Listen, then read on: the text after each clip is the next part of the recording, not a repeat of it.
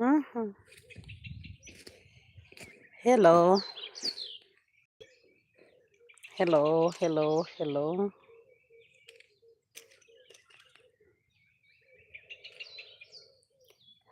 We are going to start right away, but let me first do some little introduction. Nga bwe tulinda. Nga bwe tulinda. I'll be mixing the languages. Naye today nja kukozesa nnyo Oluganda.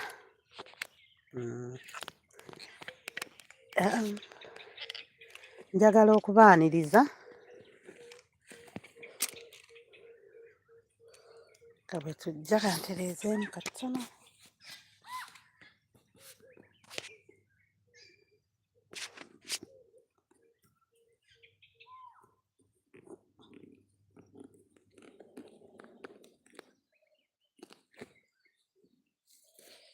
Awo mundaba ndi mu nnimiro.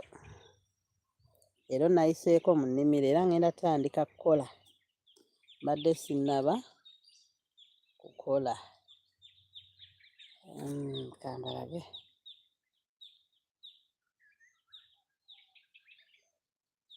Ennimiro yange kati awo bwetyo weetuuse bwerabika. Endala nja kuba ngibalaga nga bwe tukola leero. Nze okusalira. Njagala tukole ffenna. Ngenda kukola. Nze okuyita mu nnimiro. Eza mugiraba?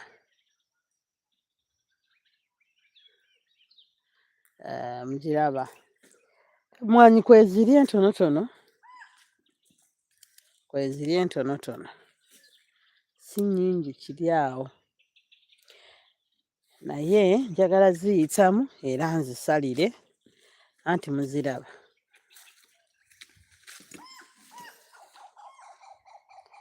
Yeetaagira ddala okusalira. Zeetaaga okuweta. Njagezaako okuweta lwakuba sirina buti bulungi leero. Nateekamu ebijanjaalo mbiraba.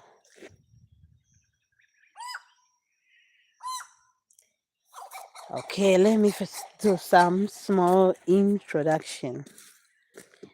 Okay. I see 4 people have joined this live. Thanks for joining. Let me introduce myself a little bit before we begin working.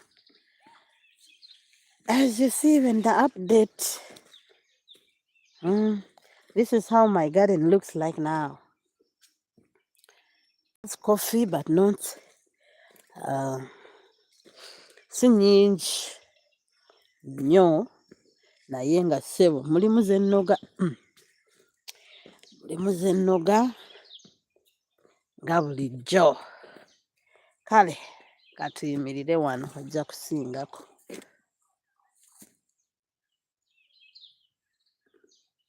I think you can see me. Before I go any further, I'm going to introduce myself. And I'll first say sorry for being so quiet. But today I've come to work.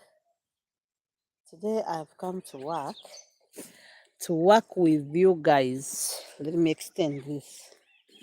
To work with you.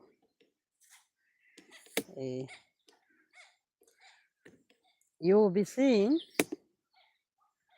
the progress with my garden and also as we do the pruning. I think there you can see me well. We are going to do the pruning, you see? Yeah. I'll stand beside this. You know, some people say, hey, that one is doing content. Yeah, yes, I'm doing content while teaching. I'm doing both. Okay, let me go back and introduce myself. How have you been? How are you? I've taken long to upload videos or to show you the updates with my garden, but today I think mm, you're going to see it. Mbaaniriza ku mutu gwange guno nganze omukyala Omuganda ambabuuzeeko mu lulimi lwange. Mwebale kubaayo, mwebale na kubaako. Tugenda kulaba ku mmwanyi. Emmwanyi yange nga bweri.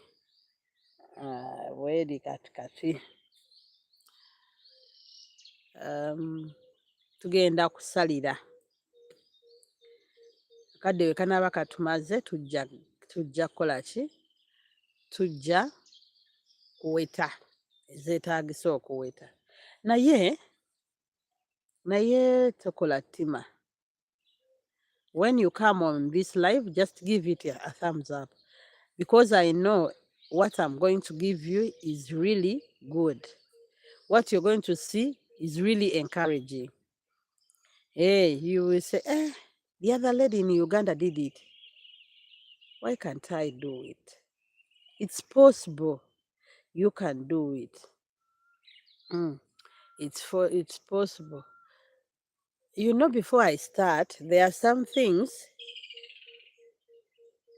people do not consider in garden. Mubibuusa amaaso naye nga byali etagisiddwa. Oli ava eri n'agula ettaka, n'ogula ettaka n'olowooza nti ogenda kusimbako enkya emmwanyi zikule enkya. You buy a land and you expect to grow coffee, immediately you harvest. No, my dear.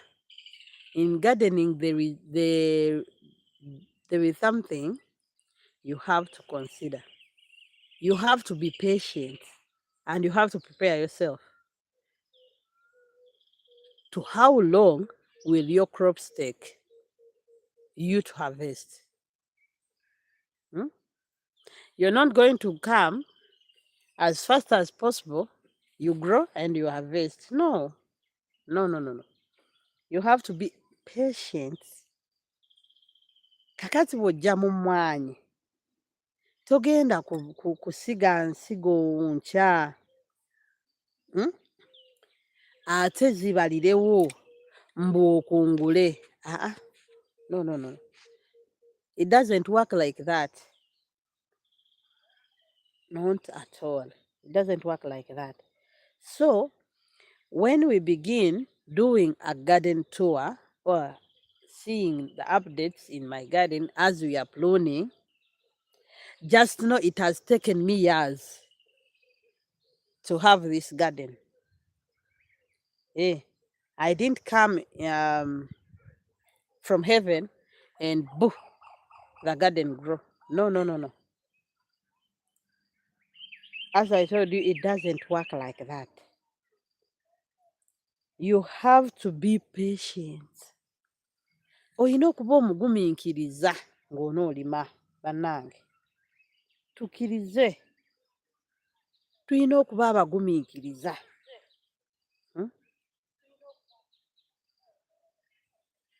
Tulina okuba abagumiikiriza. Let me pause here. When you come on this live, please give it a thumbs up. It's not a wastage of time. Just give it a thumbs up. If you don't know where you're watching from, you see there up, there is my channel, and there is something, a statue like a man, and there is a thumbs up like this. Just tap in that thumbs up, you go. It will bring you where you did to dislike or like. But I know you can't dislike. Just like, because all what you're going to get is really good. Okay, I was giving you a food for thought. Please be patient with your garden, whatever you're doing. One time someone asked me about horticulture. Horticulture, it takes only months, but also you have to be patient. You have to prepare, you have to buy a land, you prepare that land and grow those greens, those vegetables. Hmm? Wait for the time they will grow. So do the what? The coffee. Huh? Also the coffee is like that.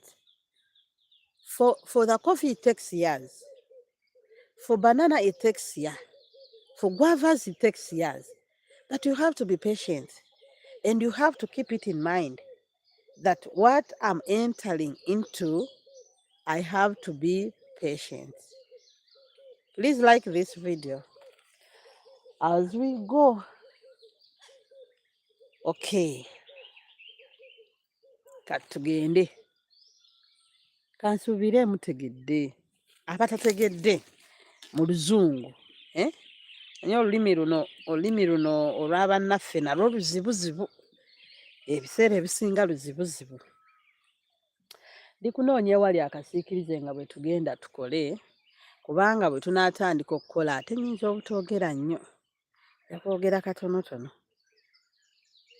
Mbadde njagala njogere nga mwendi mu mmwanyi muno. Mbadde mbagamba obugumiikiriza kintu kikulu nnyo mu bulimi. Olumu nno oyinza n'okulima ebintu ne bifa mwana wattu. Naye olina okuba n'obugumiikiriza. N'ekirala olina okuba n'okwagala. Olina okuba n'okwagala. Bannange tubeere n'okwagala mu kintu kye tugenda okukola. Tojja buzzi kubanga nalabye Ruth ng'akola nange kankole. Nalabye Mumbejja ng'akola nange kankole. Nedda. Sooka ofune okwagala kw'ekintu ky'ogenda okukola. Mumbejja kyamukoledde nange kijja kunkolera. Nedda mukwano si bwe biri. Si bwe kiteekeddwa okubeera. Gamba nti obulimi mbwagala.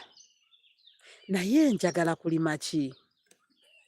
Nange njagala kulima mmwanyi nga Mumbejja oba njagala kulima mapeera. Tandika okunoonyereza nti njagala kulima mmwanyi. Emmwanyi eno ngikola ntya? Ettaka nditegeka ntya? Bigimusa ki byenja okukola? Emmwanyi ng'etuuse weeremeredde nkola ntya? Kati enkya tandika. Tojja buzzi n'ogamba nti Mumbejja namulabye emmwanyi emukolera. Nange kangende nkole emmwanyi. Tebijja kukolera.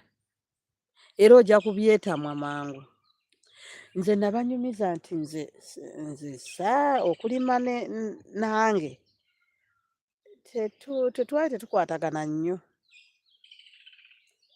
Naye nga weewaawo bwe mbiraba binsanyusa bye balimye nga biri healthy. Naye nga si nze mbikoze. Naye nasooka kufuna kwagala. Bwe nafuna okwagala nti kale tugende tukole. Kyova olaba nkyalimu. Nkyalimu. Okitegeera? Kale nno, let us first get love of what we are going to do and knowledge about what we are going to do. If you get love, knowledge, and patience, you will do everything successful. It will be success, indeed, if you love, if you get knowledge, and you be patient.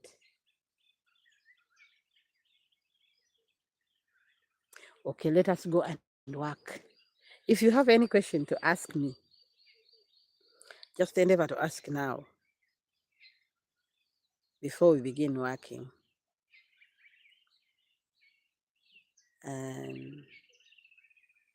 I think you've got me right.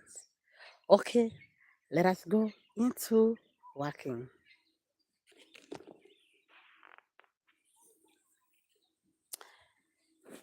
Okay. Okay, ndowooza muyizeemu bannange.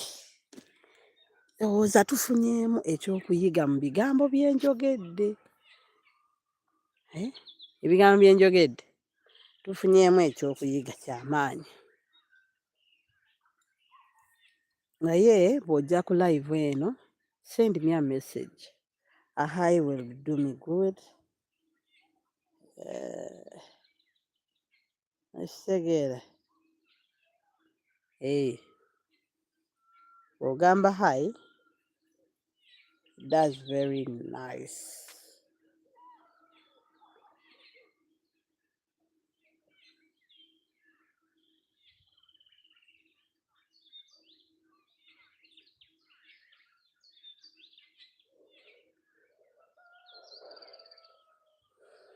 Kale katusalire.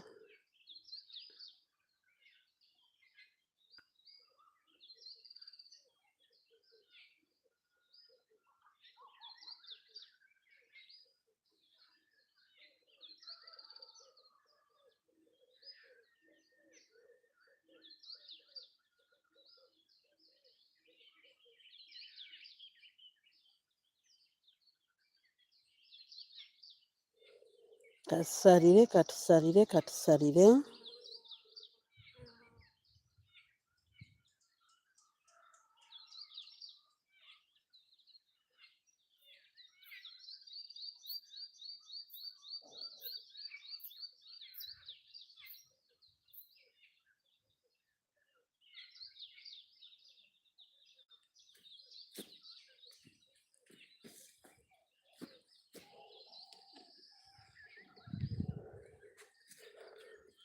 Tugende tusalire ffenna. Muno mulimu ebijanjaalo. Saagala kukola ki? Kubirinnya. Naye twagamba bw'oba oyina kati ebirungi bannange ndowooza mubiraba. Bw'oba oyina ennimiro, ng'olina ennimiro yo, osobola okukoleramu bingi nga bw'olinda n'emmwanyi.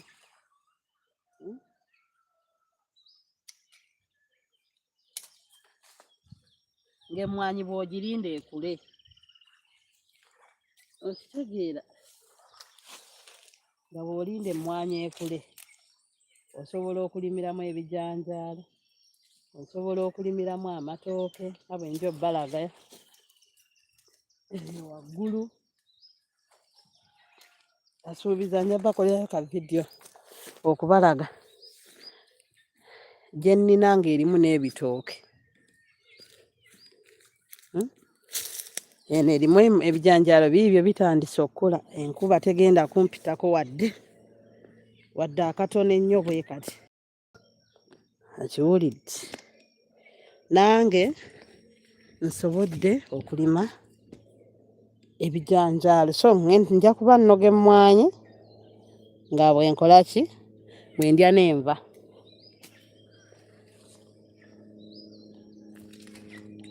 Ate when you get a successful garden, always pass through your garden. Togirekera mukozi.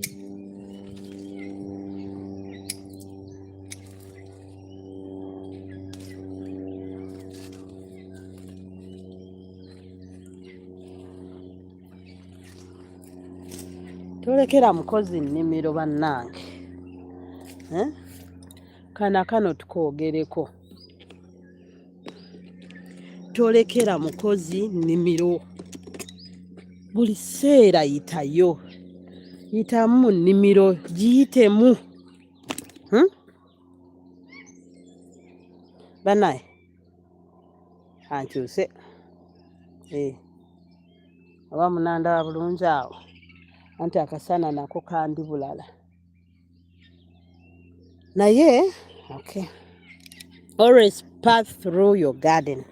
Always. Why? The reason is this person who is helping you will do what he thinks is right. But you to know what is right, what he has done, you have to pass through your garden before you find all your crops are done. Ennimiro togirekera mukozi. Omukozi akuyambeko nga naawe bw'obeera mu nnimiro yo. Awo ojja okuggyamu ekintu ekirungi. Naye buli bw'ogamba nninayo abakozi n'otayitayo kulaba nti abakuyambyeko bakoze batya. Mwana wattu lw'onooyitayo ojja kusanga bifudde. Gwe ng'omadde omanyi nti ozze kukungula. Bw'onodda okuyitayo ojja kusanga bifudde. Kubanga bakola omuntu akuyambako yaakola kyalowooza mbu kye kituufu. Takola ky'omugamba. Batono nnyo ddala abakola ky'obagamba ne bakituukiriza. Naye bangi bakola wooli. Bannaye kano tukayige. Bangi bakola wooli. Ate jjukira obasasula. Obasasula ssente. Abakozi bano obasasula ssente. Kaakati buli bw'oteefiriza budde kuyitayo, buli bw'oteefiriza budde kuyita mu nnimiro yo, mwana wattu ojja kubasasula nga gw'ofiirwa. Ekisooka bamala geekolera. Ekyokubiri babitunda. Kaakati gwawo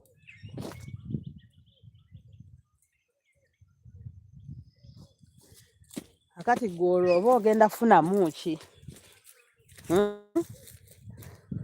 My dear ones, try always to be in your garden. Always. Always and always be in your garden.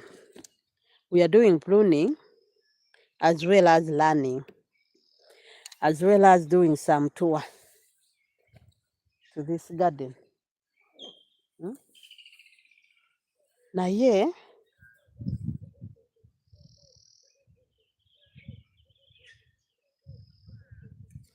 kola ki?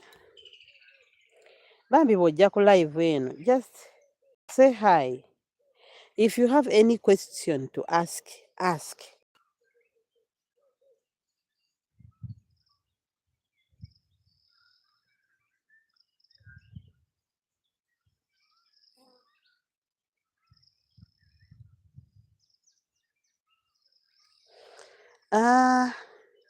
Omanyi okubeera ku kintu oba kibayita maintenance. Kibayita maintenance oba managing. Be your farm manager. You be your farm manager. Put a temporary manager, but be a permanent one. You yourself manage everything you do. This managing doesn't based on gardening only. Be a manager in home. Be a manager in your business. Be a manager in your garden. There you will be successful in whatever you do. But if you leave everything to the people who are helping us, you will lose. And for them will be rich. How will they grow rich? The richness will be from your own things. So always monitor your garden. Always monitor your garden. Always.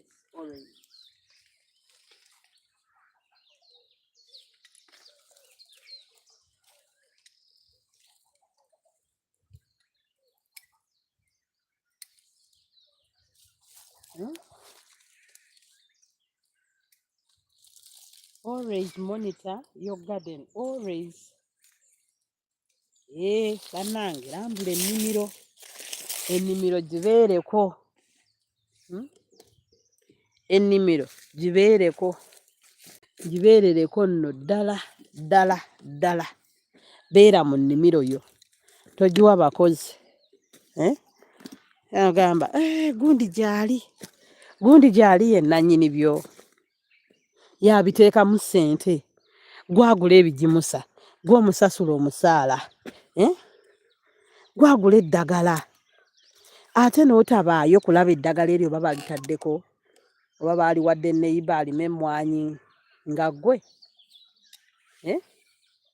buli kiseera okubayo kasimu mwafuuyidde abakuddamu iye twafuuyidde naye ddala ng'okikakasa baafuuyidde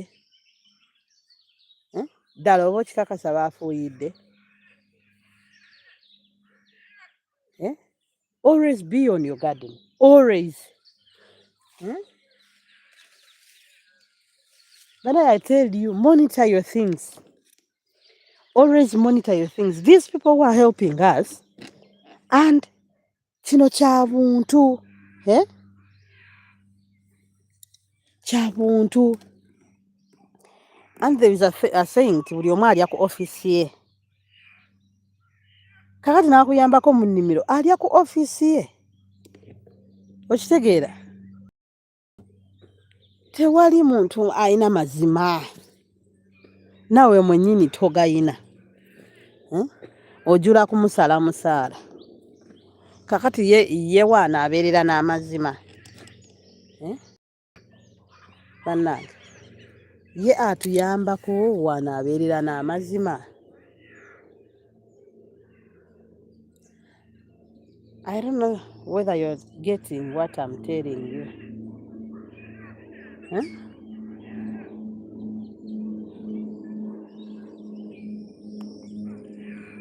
You're getting what I'm telling you. I don't know.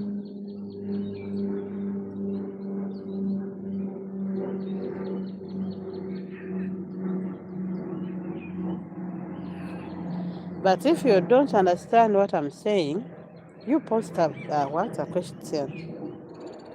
Post a question and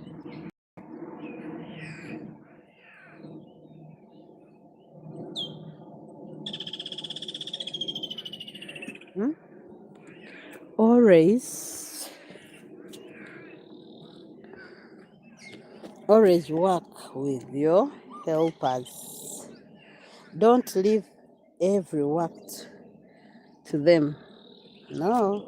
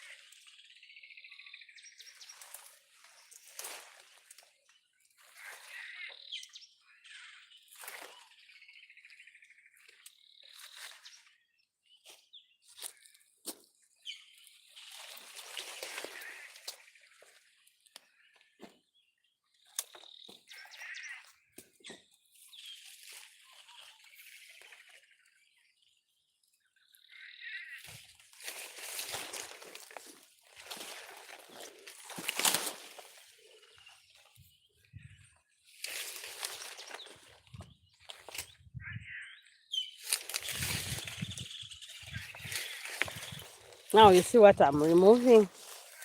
This is not coffee. You see?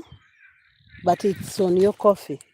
And it is feeding on the fertilizers you're giving the coffee. It is feeding on the fertilizers you're giving the coffee. So you have to pass through the garden.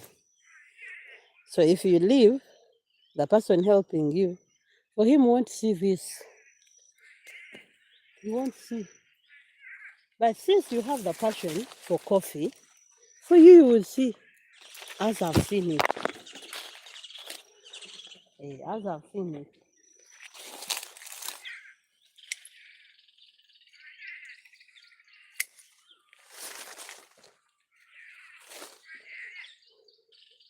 So, my dear ones,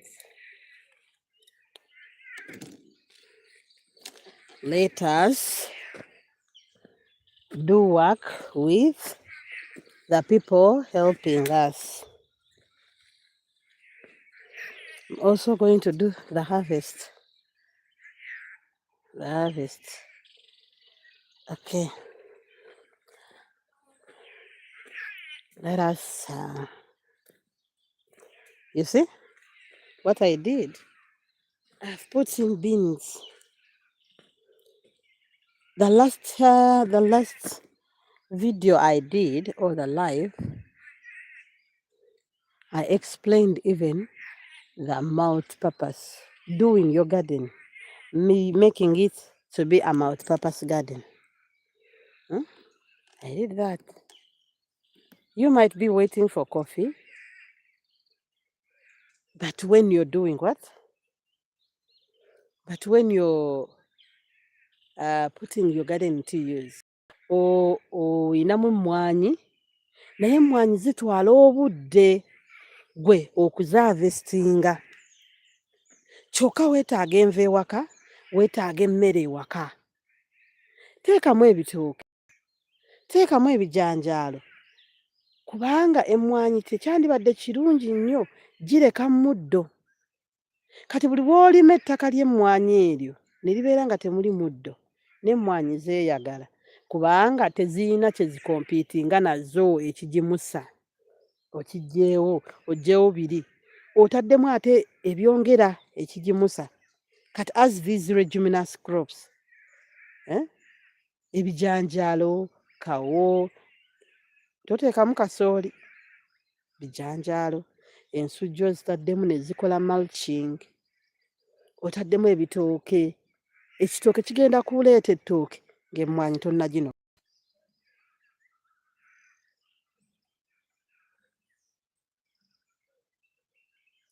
Oh, thanks, Yiga Alone Mugamba. Thanks for joining. Good morning, my dear. How are you? My videos always and keeping active on this. Weebale bambi. Weebale.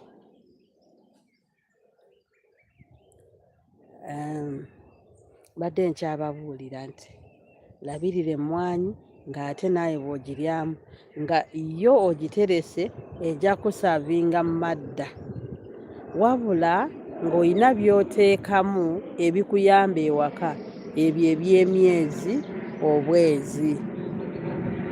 Jjukira emmwanyi. Sorry for that sound.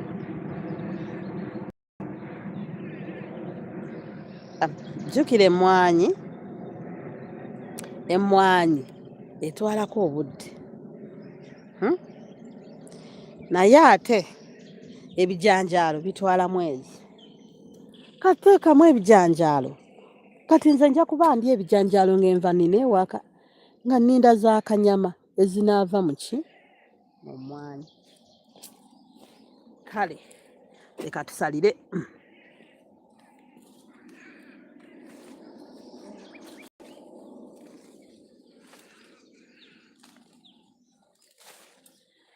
N'ekirala, oyinza okuba nga toyina this gadget as you're saying. You can pluck mpola mpola. You can do the plucking. N'otagikose emmwanyi. As you're pruning, you can go on plucking these unwanted ones. Mpola mpola.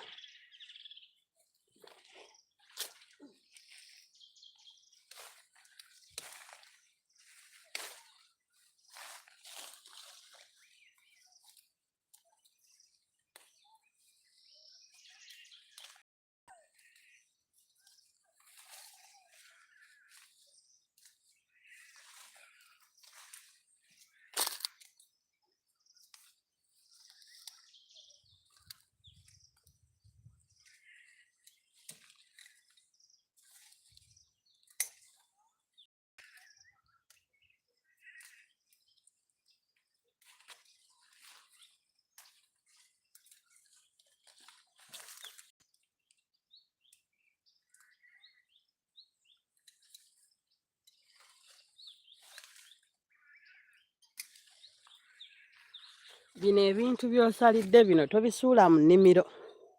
Era bw'oba obisudde beera ng'oyitamu. Beera ng'oyitamu. Nga bikaze obikole ki?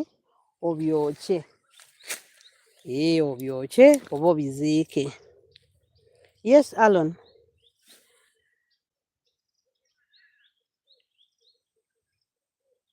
Etonnya. Enkuba etonnya. But I am seeing those ones who have interacted on this video, Mumeja, Mr. Iga, and Iga. Mwebale. Mwebale nnyo. Kubeerako. Enkuba etonnya munnange. Omukama abadde mulungi, abadde agituwadde. Enkuba tubadde tugifunye, sijja kulimba. Enkuba tugifunye, era tusize. We are planting.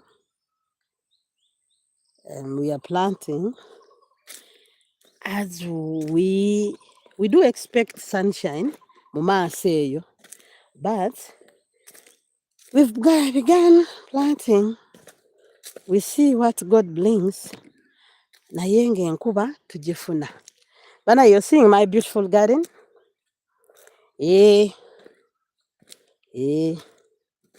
You know, sometimes these people tell us we are doing content. Of course, we are doing content. But see, teaching. When time comes, I'll be visiting different farms. You see different people working. Namwe mufune that joy and ambition. Musanyuke.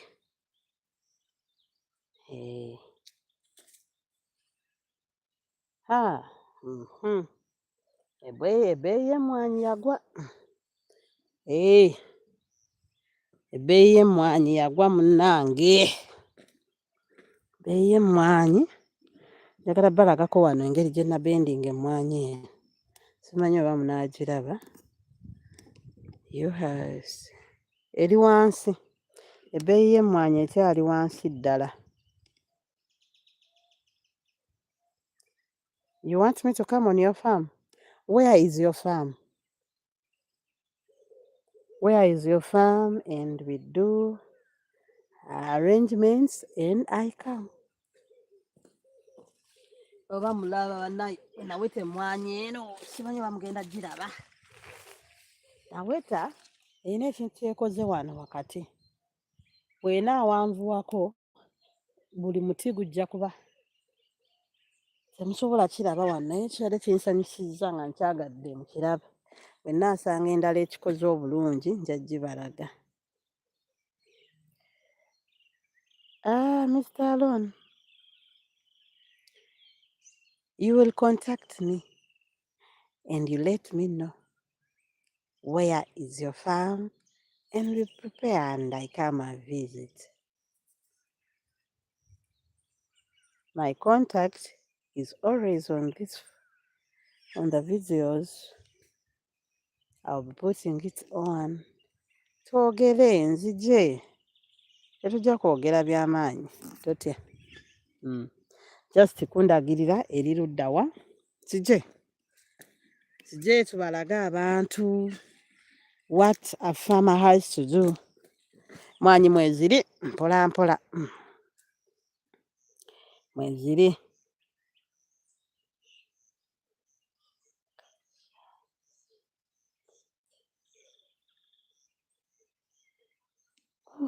Tiruhura. Where is Tiruhura district?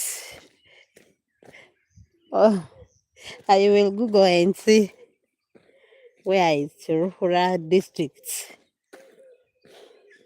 But I will come. Kale tuyite wano. Nvudde ku mutendera guli mugulaba kamba weerezeeko. Let me show you. We are doing a visit. Inawe njagala tumalire nga tulaba katwaliwo eno. Mugiraba bannange. Esituse. But I was telling those ones who can't understand Luganda, please, please, please, always be in your garden. Take full responsibility of your garden. Take very good responsibility of your garden.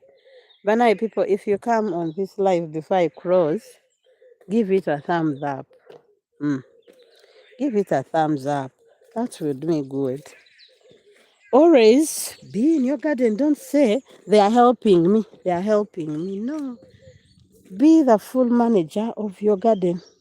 If you buy pesticides, follow and see.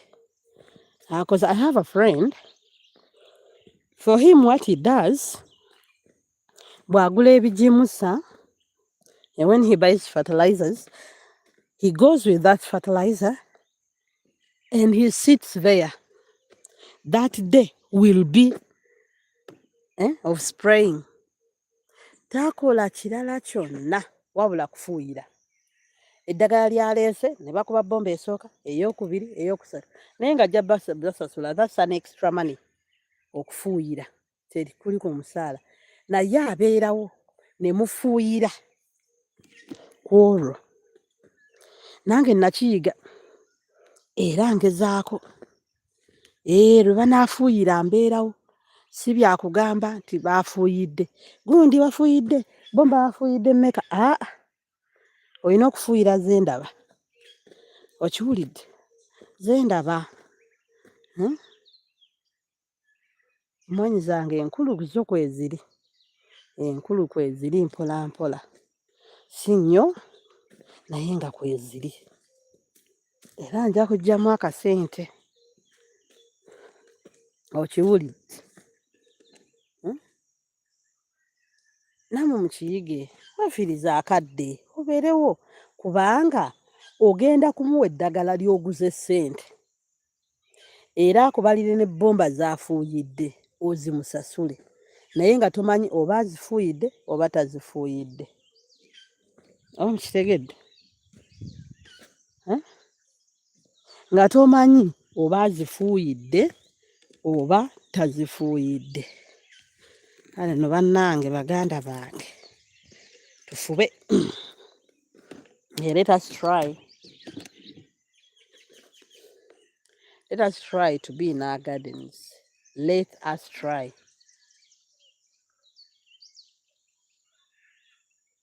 Really? Maybe there, that side is increasing. But this side, you're lying. It's now 13,000. Really? Alone. Are you really, really, really saying the truth?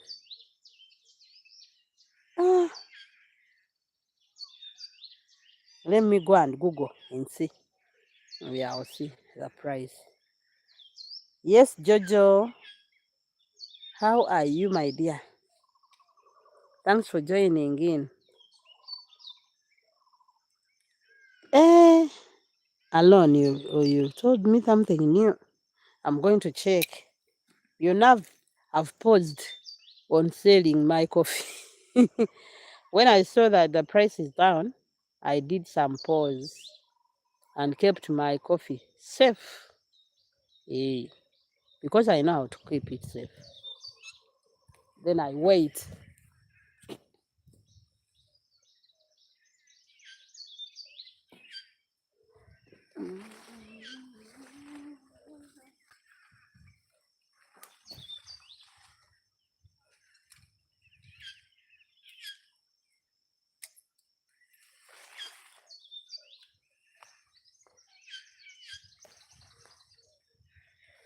Emmwanyi tugirime n'okwagala. Oyinza okubeeraawo nga toyina zigula butooke buto. Ankulaga ekyange. Naye ng'oyina ebitooke ebyafa. Osobola obisigulayo n'obisimba ne bizaala. Kiikyo. Najja bujja siteemu. Yiiyo ezadde. Ogiraba? Ezadde omwana. Oh, it's now. Eh, let me go and check. It might be there in where?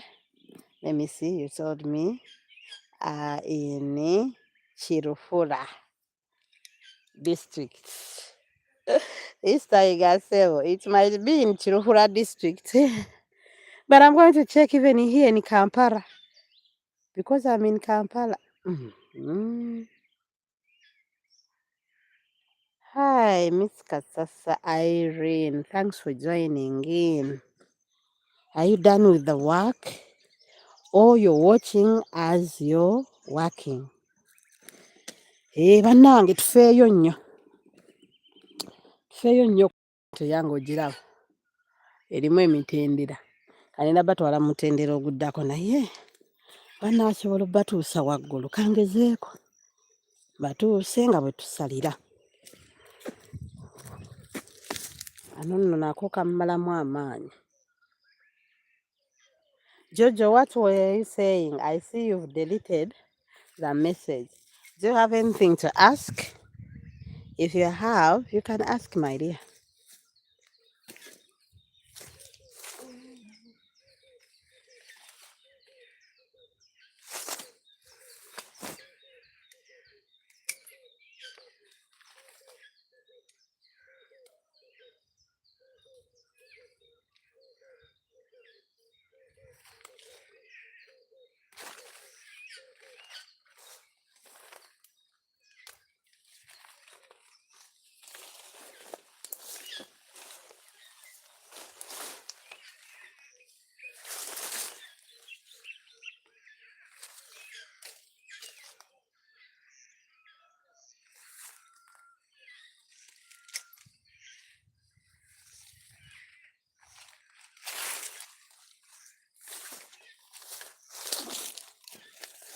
Emmwanyi zibeeramu. Bw'olaba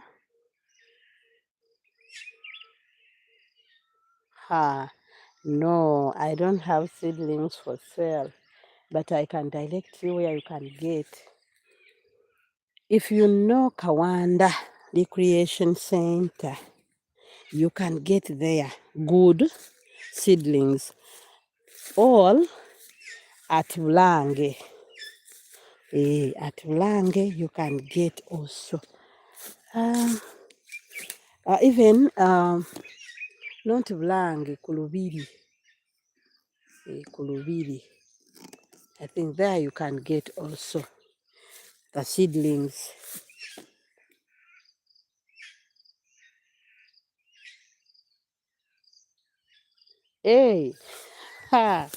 Madam Kasasa, owange, oli mu weekend? That's nice.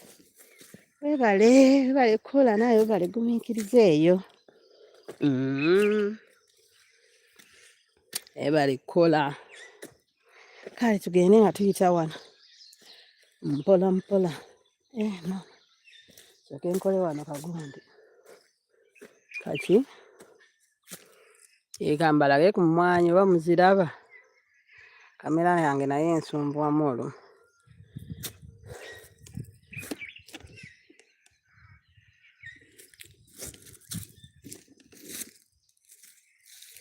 Ogambye otya? Robusta. 1,300 ku 1,400 per kilogram, really. Then Arabica 1,3500 ku gumu per kilo. Kanziruke emisinde nkole ssente. Bweba yalinnye ku sipiidi bwetyo. Naye ebadde wansi. Ddala. Watunzeeyo mpe ku ssente. Kubanga bw'oba ngamba eri ku gumu 3. Eba erinnye nnyo n'eva ku 4,000. Naye kati temugaana kulikinga this video. If you've not liked this video, please do like. Please do like faster as we continue. Let me do some pruning here.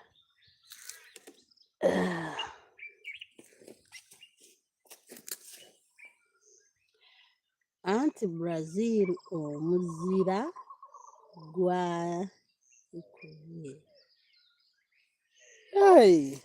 ngende nkebere amawulire ako sinnakalaba.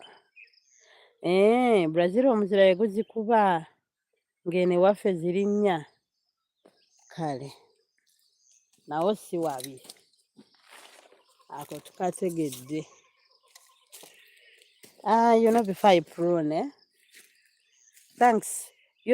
We get to interact and to know what's going on. Now I didn't know. And I know very many people didn't know that the price has increased. That even snow affected Brazil. Who knew? Yeah, I didn't know. I'll go and check. When you're busy, you tend not to check. Thank you, Mr. Mugamba Aloni. Thank you for that update. It will really do work for me and for others. Thank you.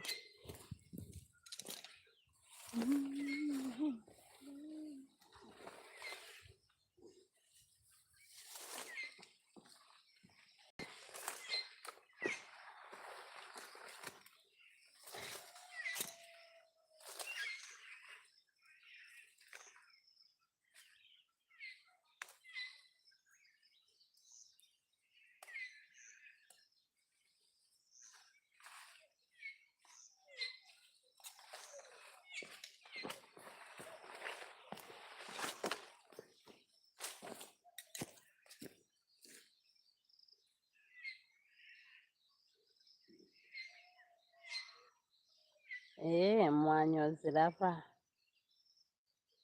Ebale kuziraba.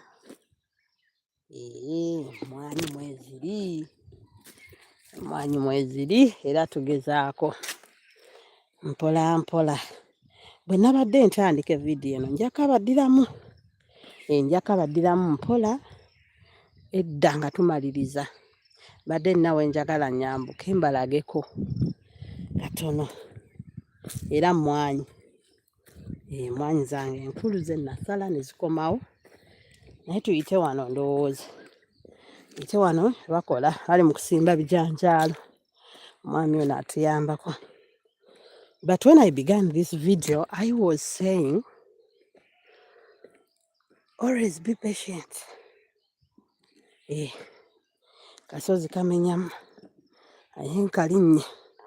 Kati olaba emmwanyi zange ezimu ne zikala. Ezo zaakaze ate ng'ate zimaze gira. Oba kirwadde? Nange neetaaga okinoonyerezaako oba musana gubadde mungi. Bw'oba okimanyi kiŋŋambe. Oyinza okuba ng'okimanyi n'okimbuulirako. Zeetegereza girimu emiti nga giigi 3-4 nga zikaze. Bati mwebale. Kansuubire tufunye ekyokuyiga leero. Gyebale ssebo. Katuyiteko wano mpola mpola. Oh yes. They are planting beans in this one. You see? Njagala mpite ebbaliko. Nina gye njagala okubatuusa. Njagala tuyite ebbali. Mwanyi muziraba? Ne mapeera ssebo mulimu emiti. I put some. You know what I want to tell you?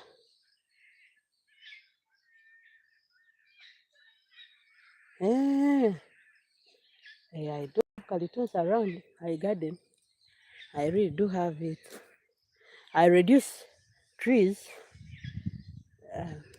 Neyanziza ku ekyo.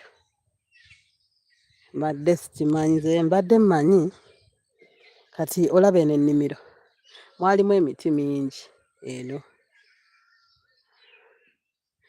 Naye egimu ne ngitemamu. Kyokka ate ne nteekamu ebitooke nga mbiraba. Zino eziri mu mapeera tetunnazikoolera. Naye nga twatandise. Njagala mbayise wano omuli ebiryo.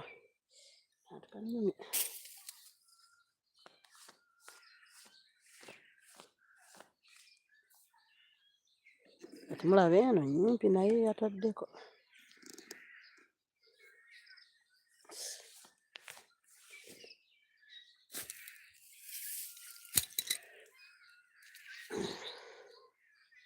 I will reduce enjajika endiizi emiti. Thanks a lot for that. Thank you. So, ibali sibu kale.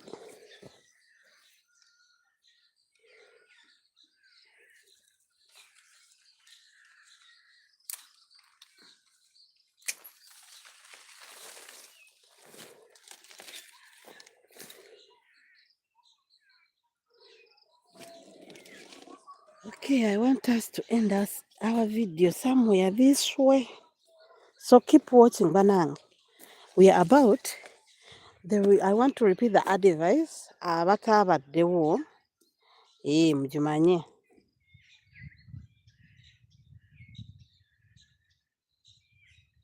Yes, it's what I'm trying to do now. Not a joking matter. I'm putting it serious. That's why you're seeing ninamu emwanyi enkulu ate ninamu n'ento ezijja. Kati eri gye tubadde wabaddeyo nto okusinga. Nazissaamu nali nasuulangamu bisuuza emiti nga bw'omanyi ebyaffe ebyedda. Mu bitooke osuulamu gumu gumu. Naye emwanyi yo nagifuula kati serious matter. Wempise nga wabi. Semapeera tutandise ogakoolera nago twagateekamu ebiryo biibyo bikolenga okola ki some good mulching. Akati ebyo bibadde bikula bitandise okufuluutinga mubiraba. Lwakuba munnange kyembagambye nti I've been telling you always monitor your garden. Now look this one. Yatendewaliddwa bambi. Ensujju eyo neekutukako. Eyo nayo ne tugifiirwa. Anti ogira. Naye ng'omulimi sipowa kubanga kati eno nze njiryamu supu. Oba mugimanyi supu. It is so delicious, so nutritious. Okitegeera? Kati eno ngenda gikolamu supu. Siina nneeyo yokka. Ndabyeyo n'endala ewaakutudde oba yeeyo tulabe. Naye nga munnange si nkutufu. Munnange olaba zino ensujju zituyambako mu kubikka kyokka ate kigenda tuyambako ne mu kulya. Okitegeera? You understand what I'm saying? That's guava. That's why I'm saying is Brazilian spacing ebeera mmeka ku mmeka. Brazilian spacing fits zinsumbuwamu naye in meters okola meters 3 ku 3. Well, those are 10 feet. Those are 10 feet, I think. 3 ku 3 ku muti spacing obulungi.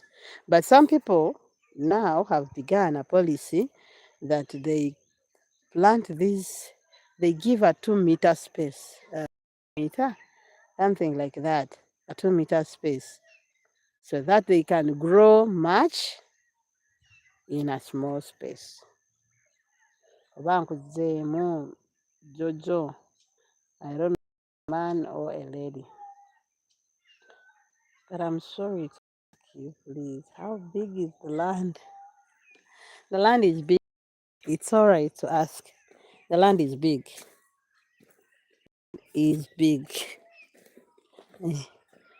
Something like this. But I do demarcate things. I put coffee, I put guavas, I have banana. There is where I grow sweet potato. My other people are in sweet potato now. And me, I'm in coffee, as I'm showing you. So we demarcate ourselves there. But wempita bannange wagundi wazibuzibu gume naye tuli mukoola. Njagala tugende mu maanyi ndi mu kusalinkiriza nga bwe mbayisa mu mapeera. Anti Mugalaba. You're welcome, dear. You are welcome. Ndi mu kusalinkiriza mbayisa mu mapeera. Amapeera gaabaze naye teganna getting ready. So obwavu bunnuma. Anyway, I don't have money as per now because my mapela is still not ready. But let me pause a little bit here. Let me pause a little bit here and change the camera a little bit. Kati mpumuliddeko wano mukasiikirize nga sinnabatuusa gye mbadde mbatwala. Olaba amapeera gange mato. Nandibadde nkola ssente kati. Emmwanyi kweziri mpola mpola. Okitegeera? Kati awo omulimi we natandikidde ne nkugamba oyina kuba mukalabakalaba. Oyina kuba muyiiya, kuba mugumiikiriza, oyina kuba n'okwagala. You have to be patient, you have to think a lot, and you have to be loving or with passion of what you're doing. So if I don't have passion of guavas, I wouldn't have waited for guavas. No. Why should I? I should have jumped into other things which are working. You get what I mean? But I have passion for guavas and I have market for it. That's why I'm patient enough to wait for my guavas to ripe before I take it to market. So I would have jumped. I've taken now 2 months without harvesting guavas. 2 good months without harvesting. But I'm there. I'm there. I have food to eat because in my guavas, there are, you see, banana in it. So do that coffee. I'm growing pumpkins down in the guavas. I'll eat pumpkins. I'll eat beans. I'm not lacking because I'm using my garden as a multi-purpose garden. As I'm patient to coffee and guava. Whereas I have what to eat. But if I didn't think about it and plan, I would have been crying as per now. Hey, coffee is not giving. Guava is not giving. You get what I'm saying? A farmer has to be patient. A farmer has to be loving. A farmer has to be thinking a lot. Where to get money in this period of time. You understand what I mean? Bannange. Tukole. Tuve mu kulera engalo bannange. Kale tweyongereyo mu mmwanyi ziri.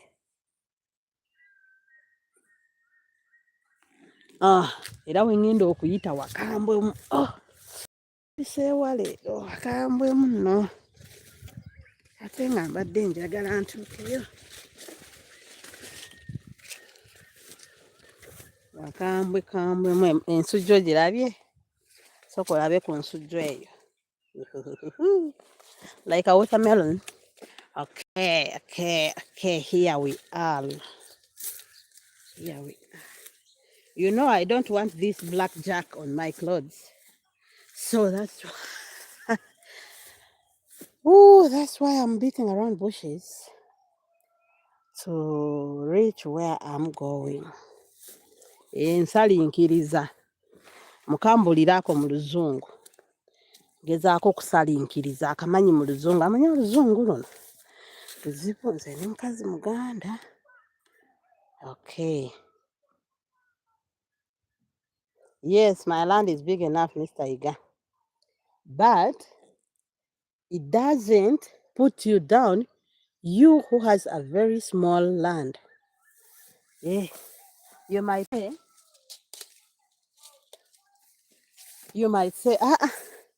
this person who is teaching us has a very big land.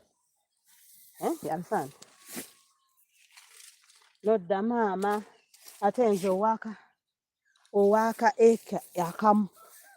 My dear, you can utilize your 1 acre and be successful more than me who has a very big one. Auntie, you have to use your brain to benefit in the land you have. However small it is, however big it is. Yeah? Mwanyizi zino lwakuba n'agambye zikala kati zeeno ezimu nsanze zikaze simpadde n'obusigo obutono. Naye nga gye ziri emmwanyi ziizino. Leero nazze pruninga so ngenda kukola eno. Naye nabasoosezza eri. Emmwanyi muziraba? Ketusalire guno tuneeyongerayo. You're seeing coffee? No. This one, I'm going to cut off the grown-up ones and I remain with these. Sorry. Ngenda kusalira guno. Naye guno ngenda gusalira nti. Ogulaba guliko emiti gino emikulu. Oba ogiraba? Ogwo kati gwafa.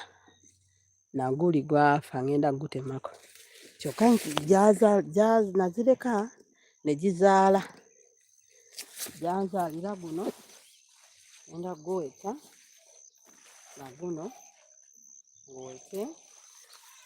Na guno guweke. Kati ndyoke nziggyeko ki? Iri. Banaye mulaba? Wano tebaafuuyiddewo.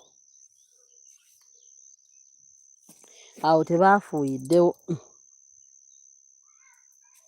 Waliko obuwuka. Kati kiri kye mbadde mbagamba.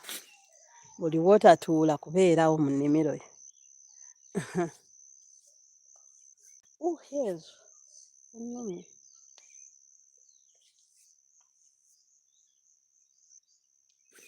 Wano tebaafuuyiddewo.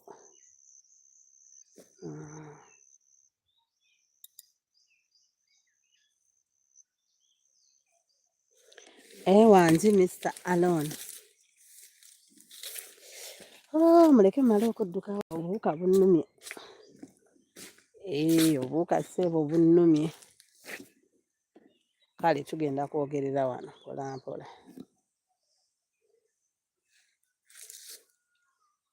Wano mpola. Akasembayo. Ogambye ki? This stamping, please. What stamping?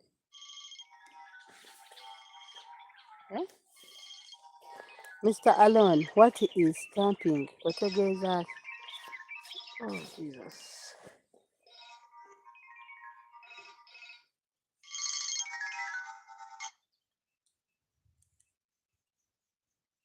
Wanjise. Mbadde nakoleddeyo emmanga kati n'enzigi eno engulu. Ndi eno emuzengulu nga kujja. Okisakasa. Mbadde emmanga. Kali bwe mali. Mbadde emmanga bwe maliri. Awo wendi. Wenze kati mpise mapeera awo eyo nga mmazeeyo ndaba wabi nnyo ne nyambuka. ng'olabye kati gw'oli ludda wangi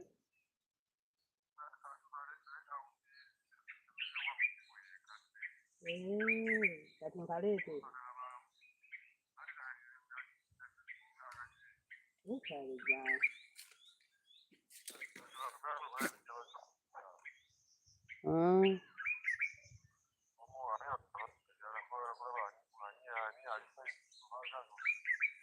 kale ayisibwa bannaye munsaasire. Sorry for that. I was asking Mr. Alone, what is stamping? Oh, I will Google. You know me, I ask what I don't understand. Yeah, I do ask. Ukavunumye. Okay, let me change this camera and we talk. Before I end this video, what I started with was I want to first thank those who have watched this video to the end. Bambi mwebale nnyo, mwebalire ddala. I think we've learned.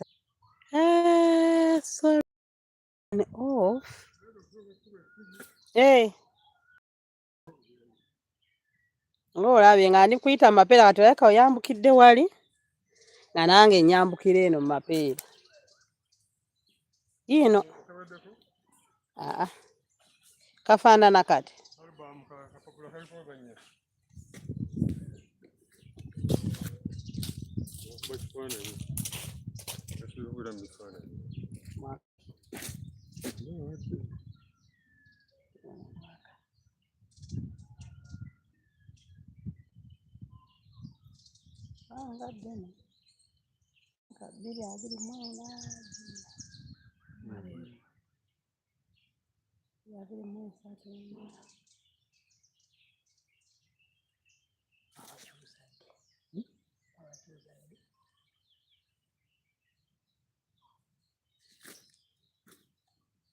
Stamping, thank you for your time, please. And thank you for your time too.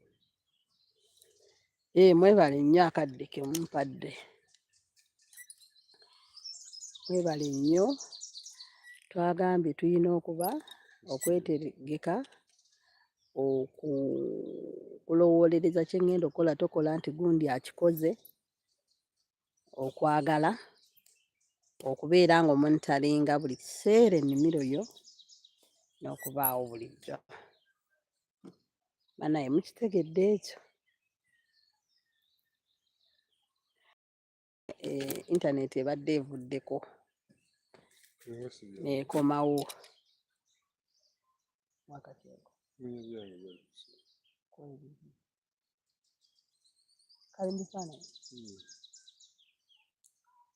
Bannaye kambasiibulire wano.